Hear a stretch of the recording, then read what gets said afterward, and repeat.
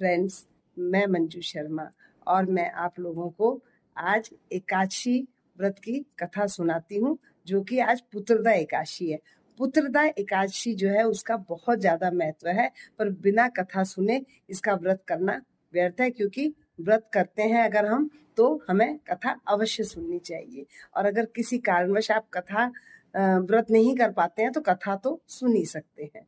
तो आज मैं आपको इसके बारे में बताती हूँ। पुत्रदा एकादशी जो है ये संतान का सुख देने वाली है। अगर हमारे संतान नहीं है तो संतान होगी, और अगर संतान है तो हमें उसका सुख प्राप्त होगा। हमारी संतान शुभ और अच्छी होगी हमारे लिए।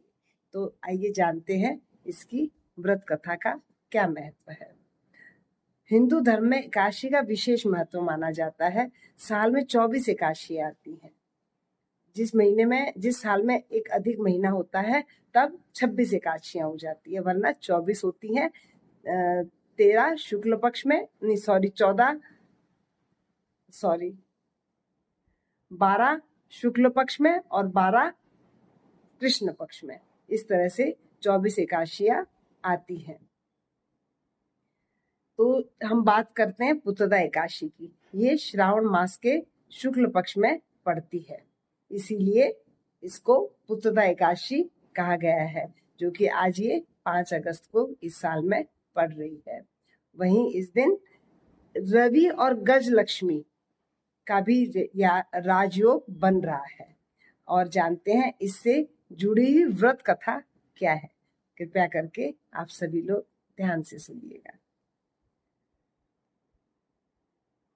एकादशी के महत्व के बारे में स्वयं कृष्ण जी ने अर्जुन को बताया था। अर्जुन ने एकादशी का महत्व जानने के लिए कृष्ण भगवान से प्रार्थना की थी कि प्रभु आप अपने मुख से मुझे इस एकादशी का महत्व बताइए। तो कृष्ण भगवान ने अर्जुन को धनुर्धर यानी अर्जुन को अपने मुंह से इसकी कथा सुनाई थी। और इस एकादशी को करने से अनंत यज्ञ के बराबर फल की प्राप्ति होती है।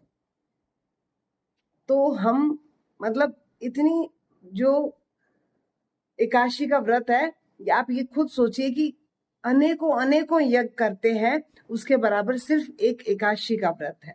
तो इसीलिए इसको जब तक हो सके व्रत करिएगा। नहीं कर पाए किसी कारणवश तो कोई बात नहीं, आप कथा सुन लीजिएगा। द्वापर युग के आरंभ में ही एक महिष्मती नाम की नगरी थी। इस नगरी का जो राजा था वो था महीजीत।